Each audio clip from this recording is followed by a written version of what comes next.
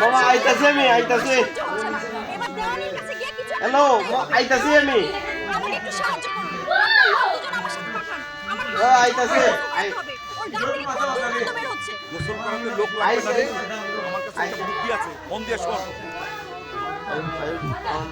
দেওয়ানি বাবু আপনাকে লাখ লাখ ধন্যবাদ। হাল্ক ভাই তাড়াতাড়ি চল, তোর সখিনা গ্রামের পুকুরে পড়ে গেছে রে।